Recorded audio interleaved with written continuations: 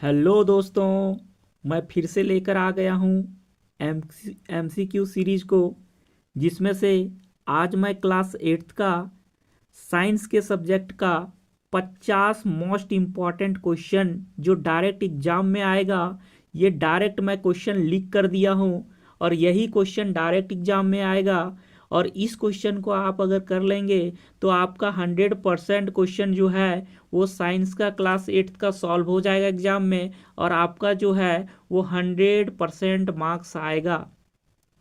चलिए, इस क्वेश्चन को हम एक एक करके यहाँ पे सॉल्व करेंगे। आप ध्यान से इसको देखेंगे और वीडियो को जो है अपने दोस्तों के बीच भी शेयर करेंगे। चलिए, इसमें जो बिना कुछ देर किए हुए हम क्या करते हैं, एक एक क्वेश्चन को इसका एकदम लाइन बाय लाइन समझेंगे कि क्वेश्चन का आंसर क्या होगा और उसको याद भी कर लेंगे। डायरेक्ट यही क्वेश्चन जो है वो पेपर में छपेगा।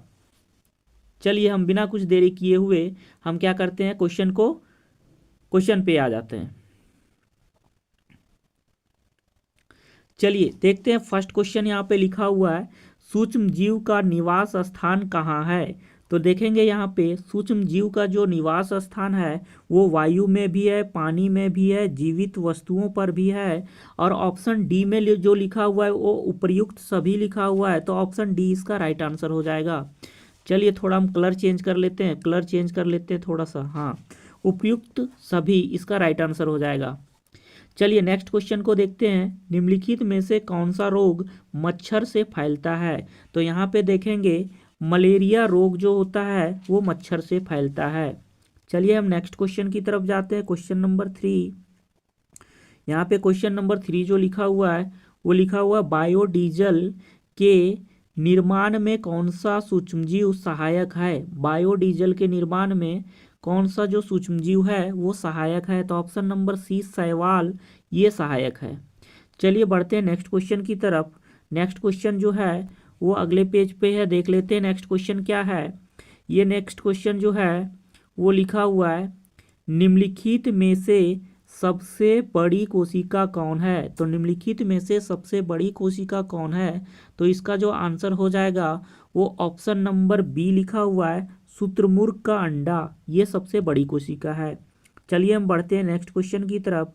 क्वेश्चन नंबर 5 जो है वो लिखा हुआ है, कोशिका के किस भाग में गुणसूत्र उपस्थित होता है। तो कोशिका के किस भाग में गुणसूत्र उपस्थित होता है, तो ऑप्शन नंबर ए में देखेंगे केंद्रक लिखा हुआ है, तो केंद्रक में ही गुणसूत्र उपस्थित होता है। चलिए हम बढ़ते हैं नेक्स्ट क्वेश्चन जो है क्वेश्चन नंबर 6 लिखा हुआ है, किस धातु की भौतिक अवस्था द्रव रूप में होती है। तो कौन सा धातु जो होता है वो लिक्विड फॉर्म में होता है, ये पूछा हुआ है। तो ऑप्शन नंबर सी को देखेंगे तो पारा है इसका आंसर। लेकिन ध्यान रखना है कि ये धातु पूछा है तो धातु का आंसर ये होगा, ठीक है ना। अगर ये अधातु पूछता तो आंसर कुछ चेंज हो जाता। चलिए हम नेक्स्ट क्वेश्चन देखेंगे। अगला क्वेश्चन जो है वो लिखा हुआ है क्या, अगला क्वेश्चन जो है वो लिखा हुआ है एक्सरे। एक्सरे जो है यहाँ पे एक्सरे करने हेतु किस धातु का उपयोग किया जाता है। तो एक्सरे करने के लिए जो है ऑप्शन नंबर यहाँ पे लिखा हुआ है, ऑप्शन नंबर जो है वो डी में लिखा हुआ है लेड। तो लेड का प्रयोग किया जाता है। चलिए बढ़ते हैं नेक्स्ट क्वेश्चन की तरफ। क्वेश्चन नंबर जो है वो अगला लिखा हुआ है, झारखंड के जादूगोड़ा में किस धातु की प्रचुरता विद्यमान है। मीन्स सबसे ज़्यादा जो है कौन सा धातु झारखंड के जादूगोड़ा में पाया जाता है। तो यहाँ पे ऑप्शन नंबर देखेंगे सी यूरेनियम, इसका राइट आंसर हो जाएगा यूरेनियम। चलिए बढ़ते हैं नेक्स्ट क्वेश्चन की तरफ। लिखा हुआ है धातुओं का वह गुण जिससे उन्हें पीटकर चादर बनाई जा सकती है उसे हम क्या कहते हैं। तो उसे जो है वो ऑप्शन नंबर सी में लिखा हुआ है आघात वर्धनीयता कहते हैं। चलिए बढ़ते हैं नेक्स्ट क्वेश्चन की तरफ। क्वेश्चन नंबर 10 जो है वो देखिए क्वेश्चन क्या है। लिखा हुआ है 10 नंबर क्वेश्चन में, इनमें से उष्मा की सबसे कम चालक धातु कौन सी है। जिसमें उष्मा जो है वो सबसे कम चालक करे वह कौन सी धातु है। तो ऑप्शन जो है यहाँ पे बी लिखा हुआ है पारा, तो इसका राइट आंसर हो जाएगा बी, ऑप्शन नंबर बी पारा। चलिए हम बढ़ते हैं नेक्स्ट क्वेश्चन की तरफ। क्वेश्चन नंबर जो है 11 में लिखा हुआ है, निम्नलिखित में कौन सा घोल विद्युत का कुचालक है। तो निम्नलिखित में से कौन सा घोल है जिसमें करंट जो है वो पास नहीं करता।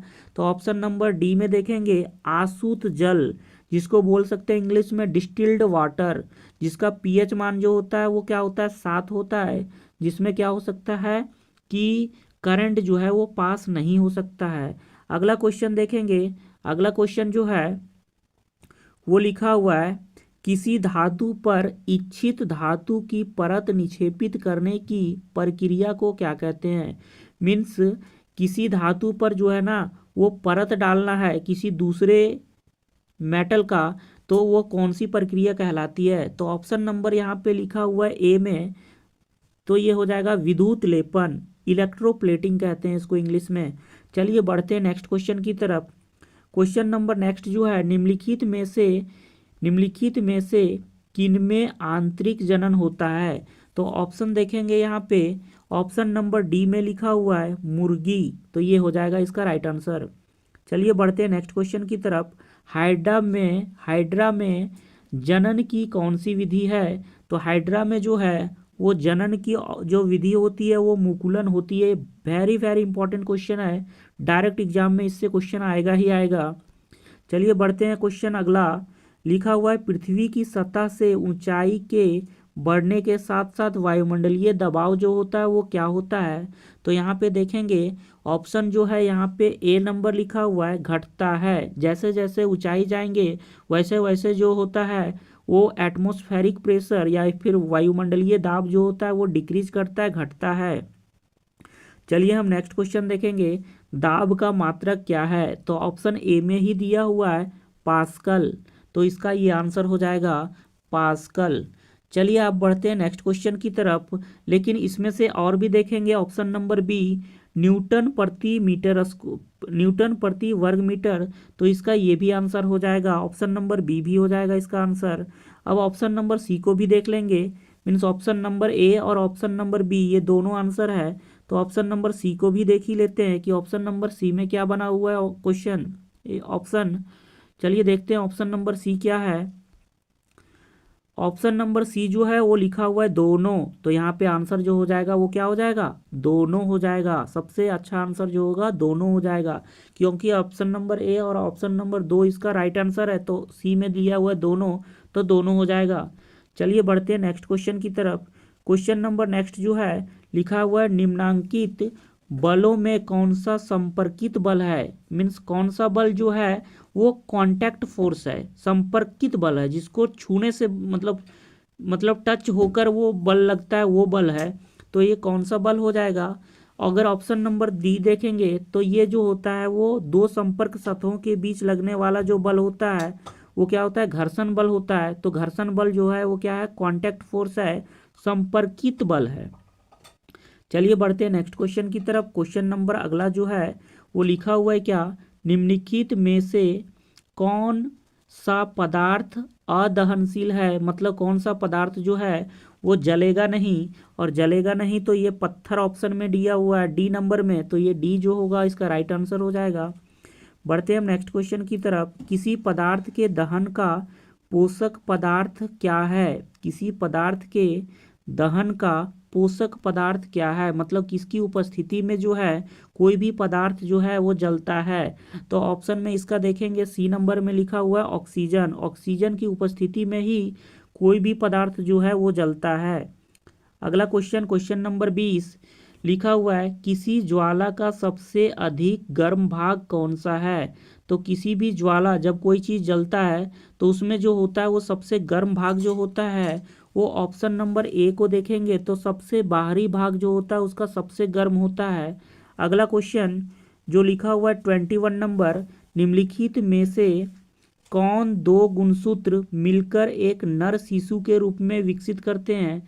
तो नर शिशु को अगर विकसित करने के लिए बात किया जाए तो अगर ऑप्शन देखेंगे इसका तो बी नंबर एक्स वाई, ये इसका राइट आंसर हो जाएगा।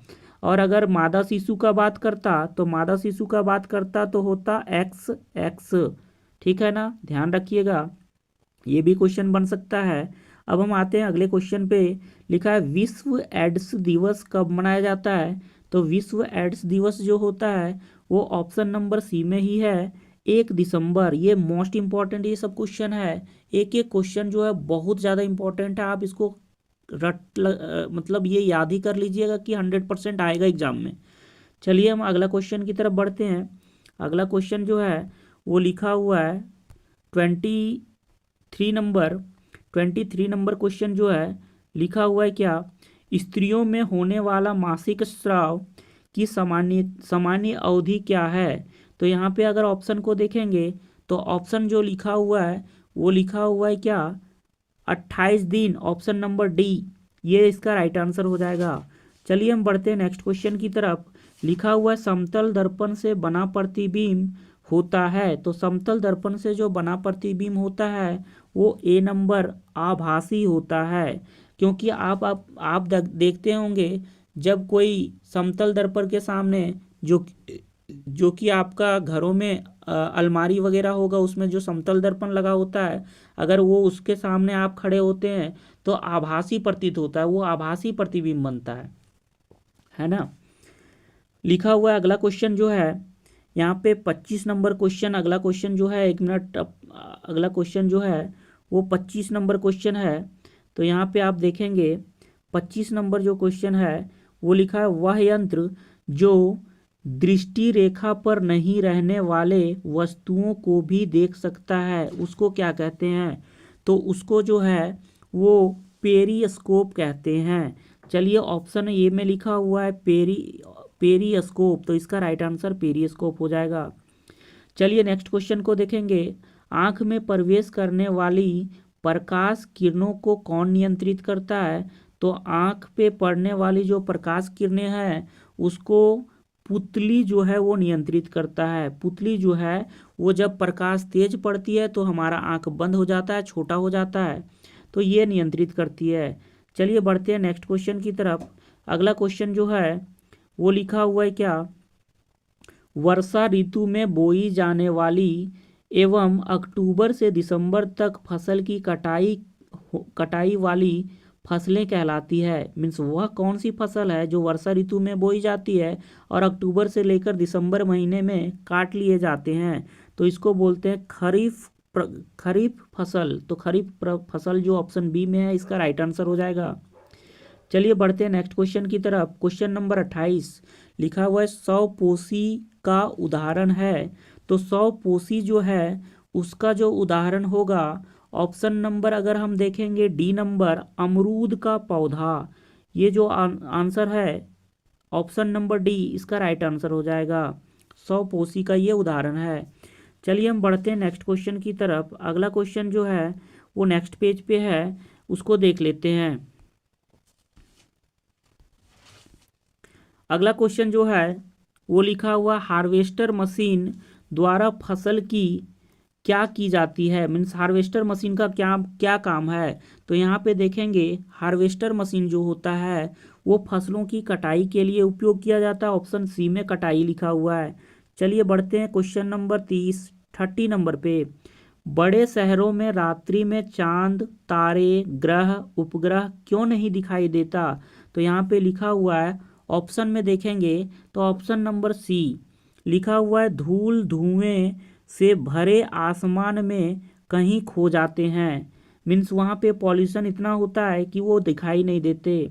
चलिए बढ़ते हैं नेक्स्ट क्वेश्चन की तरफ। अगला क्वेश्चन जो है यहाँ पे उसको देखेंगे। लिखा हुआ है सबसे दूर का ग्रह कौन है? तो सबसे दूर का ग्रह का अगर बात करेंगे तो देखेंगे कि सबसे जो दूर का ग्रह है वो नेपच्यून है।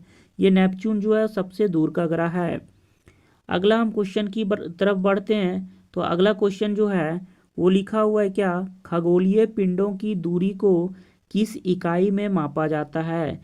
तो खगोलीय पिंड जो होता है उसकी जो दूरी होती है उसको मापने के लिए जो है वो प्रकाश वर्ष का उपयोग किया जाता है। ये दूरी मापने की यूनिट है, इकाई है। चलिए अगला हम क्वेश्चन बढ़ते हैं। लिखा हुआ है 33 नंबर किस घर्षण की अपेक्षा सर्पी घर्षण कम होता है? मतलब कौन सा घर्षण है जिसके अपेक्षा में सर्पी घर्षण जो होता है ना वह कम होता है। तो यहाँ पे ऑप्शन नंबर ए जो लिखा हुआ है स्थैतिक घर्षण, जिसको बोल सकते हैं क्या, स्टैटिक फ्रैक्शन, तो ये जो होता है वो क्या होता है, कम होता है। किसके कंपैरिजन में, किसके तुलना में, सर्पी घर्षण के तुलना में। चलिए हम बढ़ते हैं नेक्स्ट क्वेश्चन की तरफ। अगला क्वेश्चन जो है वो लिखा हुआ है तरल, तरल मीन्स क्या, हवा या जल में गति करने वाली वस्तु को उचित आकार देकर घर्षण बल क्या किया जा सकता है। तो घर्षण बल जो है वो अधिक किया जा सकता है कि कम किया जा सकता है कि क्या होगा। तो ऑप्शन को देखने से पता चल रहा है कि अगर हम इसका आंसर देखेंगे तो ऑप्शन नंबर बी जो है वो हो जाएगा राइट आंसर। मीन्स जो तरल में गति करने वाली वस्तुएं होती है उसका आकार इसलिए ऐसा दिया जाता है क्योंकि घर्षण कम हो, और घर्षण कम हो तो वहाँ पे जो जहाज वगैरह होते हैं, एरोप्लेन वगैरह होते हैं, उसमें आग ना लगे घर्षण के कारण, इसलिए उसका जो होता है ऐसा शेप दिया जाता है। चलिए बढ़ते हैं नेक्स्ट क्वेश्चन की तरफ। अगला क्वेश्चन जो है वो क्वेश्चन नंबर नेक्स्ट पेज पे लिखा हुआ है, देखते हैं कौन सा क्वेश्चन है। यहाँ पे जो अगला क्वेश्चन है वो लिखा हुआ है 35 नंबर, लिखा है किस आकृति की वस्तु पर तरल घर्षण कम होता है। कौन सी आकृति पर जो है वो तरल जो घर्षण होता है, तरल घर्षण का मतलब जो अभी प्रीवियस क्वेश्चन था, पिछला क्वेश्चन था, उसमें देखे थे जो वायु और जल में गति करने वाले वस्तुएं होती है उसको बोलते हैं तरल वाला। तो यहाँ पे देखेंगे जो यहाँ पे ऑप्शन दिया हुआ है ऑप्शन नंबर सी, तो इसका राइट आंसर नौकाकार, मतलब जो बोट शेप होगा ना, जो बोट के जैसा होगा शेप का, उसमें जो होगा घर्षण कम होगा। चलिए बढ़ते हैं नेक्स्ट क्वेश्चन की तरफ। क्वेश्चन नंबर 36 लिखा हुआ है प्रथम पूर्ण रूप से संश्लेषित रेशा किसे कहा जाता है। तो ऑप्शन देखेंगे तो ऑप्शन जो है इसका बी नंबर, लिखा है नाइलॉन, नाइलॉन इसका राइट आंसर हो जाएगा। चलिए बढ़ते हैं नेक्स्ट क्वेश्चन की तरफ। लिखा है निम्नलिखित में से किस धागे की मजबूती सबसे अधिक होती है। तो यहाँ पे ऑप्शन अगर देखेंगे तो ऑप्शन में लिखा हुआ है सी नंबर नाइलॉन, नाइलॉन का जो होता है ना मजबूती सबसे अधिक होता है। चलिए बढ़ते हैं नेक्स्ट क्वेश्चन की तरफ। 38 नंबर क्वेश्चन पे दमकल कर्मचारियों के कपड़ों पर किसकी परत चढ़ी होती है। तो जो दमकल कर्मचारी होते हैं उसके अपने सुरक्षा के लिए उसके कपड़ों पर मेलामाइन की परत चढ़ी होती है। चलिए बढ़ते हैं नेक्स्ट क्वेश्चन की तरफ। अगला क्वेश्चन जो है ध्वनि की प्रबलता किस कारक पर निर्भर करती है। तो ध्वनि की जो प्रबलता होती है ना वो ऑप्शन ए में लिखा हुआ है आयाम पे डिपेंड करता है, जिसको बोलते हैं इंग्लिश में एम्पलीट्यूड। चलिए बढ़ते हैं नेक्स्ट क्वेश्चन। अगला क्वेश्चन जो है वो लिखा है ध्वनि की प्रबलता घटाने के लिए हमें ध्वनि के कंपनों और ऑप्शन देखेंगे तो ऑप्शन पढ़ने के बाद पता चल जाएगा कि आयाम को क्या करना होगा, घटाना होगा, एम्पलीट्यूड को क्या करना होगा, घटाना होगा। जो पिछला क्वेश्चन था उसी से रिलेटेड क्वेश्चन है, तो ऑप्शन नंबर जो है इसका आंसर हो जाएगा डी, इसका राइट आंसर डी होगा। चलिए बढ़ते हैं। अब जो है वो केवल 10 क्वेश्चन बचा हुआ है। अभी भी आप जो है वीडियो में बने रहें, आप जो है वो 10 क्वेश्चन करने के बाद वो अपना जो है वो 100% मार्क्स जो है सिक्योर करने में कायम हो जाएंगे। आप 10 क्वेश्चन को और देख ही लें। यहाँ पे जो लिखा हुआ है अगला क्वेश्चन लिखा हुआ है प्राश्रव्य ध्वनि के कंपनियों की आवृत्ति होती है। मीन्स प्राश्रव्य ध्वनि जो होता है उसके कंपन आवृत्ति कितना होता है। तो अगर हम ऑप्शन देखेंगे तो प्राश्रव्य ध्वनि का जो होता है वो ऑप्शन नंबर सी में लिखा हुआ है 20,000 हर्ट्ज से ऊपर। HZ मीन्स होता है हर्ट्ज, जो कि क्या होता है, ये आवृत्ति का जो होता है SI यूनिट होता है। चलिए क्वेश्चन नंबर जो है वो 42 नंबर। अगर 42 नंबर को देखेंगे तो लिखा हुआ है क्या, रिक्टर पैमाने पर किस तीव्रता वाला भूकंप विनाशकारी माना जाता है। तो रिक्टर पैमाने पर जो होता है ना वो ऑप्शन नंबर अगर डी देखेंगे तो यहाँ पे लिखा हुआ है 7 या उससे अधिक तीव्रता वाला भूकंप जो होता है वो विनाशकारी माना जाता है। चलिए बढ़ते हैं नेक्स्ट क्वेश्चन की तरफ। अगला क्वेश्चन जो है वो लिखा हुआ है वायुमंडलीय विद्युत की खोज किसने की थी? तो वायुमंडलीय विद्युत की खोज जो है वो ऑप्शन नंबर में देखने से मिल रहा है option number B. Option number ये बी जो है वो लिखा हुआ है क्या? बेंजामिन बेंजामिन फ्रैंकलिन ने की थी। मीन्स वायुमंडलीय जो बिजली की खोज है, विद्युत की खोज है, वो बेंजामिन फ्रैंकलिन ने की थी। जब बादल में कड़क होती है तो यही बिजली जो दिखाई देती है, इसी की खोज जो है वो ये किया था। चलिए बढ़ते हैं नेक्स्ट क्वेश्चन की तरफ। अगला क्वेश्चन जो है वो देख लेते हैं क्या है। लिखा हुआ है ऊन से रगड़ी गई एबोनाइट की छड़, ऊन से रगड़ी गई एबोनाइट की छड़ में ऑप्शन देखेंगे पढ़ने के बाद। ऑप्शन पढ़ने के बाद हमें पता चलेगा कि जो इसका राइट आंसर होगा ऑप्शन नंबर डी में लिखा हुआ है, रेशम से रगड़ी गई कांच की छड़ को प्रकाशित करता है, प्रतिकर्षित करता है। मीन्स ऊन से रगड़ी गई जो एबोनाइट की जो छड़ है ना, उसको रेशम से रगड़ी गई कांच की छड़ को प्रतिकर्षित करता है। मतलब उसको वो आकर्षित नहीं करता, खींचता नहीं, वो उसको दूर हटा देता है। इसका कहने का मतलब ये होगा कि दोनों में सेम चार्ज होगा, प्लस प्लस चार्ज होगा, इसलिए वो दूसरों को एक दूसरे को अट्रैक्ट नहीं करता, दूर फैला देता है। और यहाँ पे क्या होगा, अगर दोनों एक दूसरे को आकर्षित करते तो दोनों में क्या होता, अलग अलग चार्ज होता, एक में प्लस होता तो दूसरे में माइनस होता। लेकिन यहाँ पे जो बात हुई है वो दोनों में सेम चार्ज है, या फिर प्लस प्लस या फिर माइनस माइनस, इसीलिए क्या कर रहे हैं, एक दूसरे को वो प्रतिकर्षित कर रहे हैं। मीन्स वो एक दूसरे को आकर्षित नहीं कर रहे हैं, दूर भगा दे रहे हैं। चलिए नेक्स्ट क्वेश्चन। नेक्स्ट क्वेश्चन जो लिखा हुआ है यहाँ पे लिखा हुआ है वायुमंडल में किन गैसों की वृद्धि से विश्व तापन की समस्या हो रही है? तो यहाँ पे ऑप्शन को देखेंगे तो ऑप्शन में लिखा हुआ है क्या? ऑप्शन में लिखा हुआ है कार्बन डाइऑक्साइड एवं मीथेन। तो ये कार्बन डाइऑक्साइड और मीथेन के बढ़ने से विश्व तापमान की जो है वो समस्या हम लोगों को यहाँ पे देखने को मिल रही है। चलिए अगला क्वेश्चन को देखेंगे। अगला क्वेश्चन जो है हमारा लिखा हुआ है क्या? पृथ्वी पर पाई जाने वाली विशाल विवर्तनिक प्लेटों की संख्या कितनी है? पृथ्वी पर पाई जाने वाली विशाल विवर्तनिक प्लेटों की संख्या जो है वो 6 है। चलिए नेक्स्ट क्वेश्चन जो है वो देख लेते हैं। लिखा है ताजमहल में लगे पत्थरों का क्षरण हो रहा है, इसका मुख्य कारण क्या है? तो इसका जो मुख्य कारण है वो देखेंगे ऑप्शन नंबर ए, अम्लीय वर्षा। जो अम्लीय वर्षा हो रहा है ना, जिसके वजह से क्या हो रहा है, ताजमहल में लगे पत्थर का क्षरण हो रहा है और संगमरमर जो है वो पीला पड़ता जा रहा है, जो कि पहले वाइट था अब पीला पड़ता जा रहा है। चलिए हम देखते हैं नेक्स्ट क्वेश्चन। अगला क्वेश्चन जो है वो क्या है? लिखा हुआ है द्वितीय प्रदूषक किसे कहते हैं, या फिर द्वितीय प्रदूषक जो है वो कौन है? तो द्वितीय प्रदूषक जो है अगर ऑप्शन नंबर में देखेंगे डी, सल्फर एवं नाइट्रोजन के अम्ल, तो ये द्वितीयक प्रदूषक के रूप में जाने जाते हैं। चलिए बढ़ते हैं अगला क्वेश्चन 49 नंबर।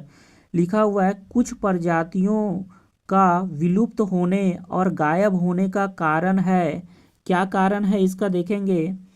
यहाँ पे अगर ऑप्शन को देखेंगे तो ऑप्शन नंबर डी में लिखा हुआ है ए, ऑप्शन नंबर 1 और ऑप्शन नंबर 4, ये मतलब आवासों का विनाश होना, और दूसरी बात लोग जो शिकार कर देते हैं, ये दोनों आंसर होगा। और ऑप्शन नंबर डी में जो है वो 1 और 4 दिया हुआ है, तो इसका आंसर ये हो जाएगा डी नंबर।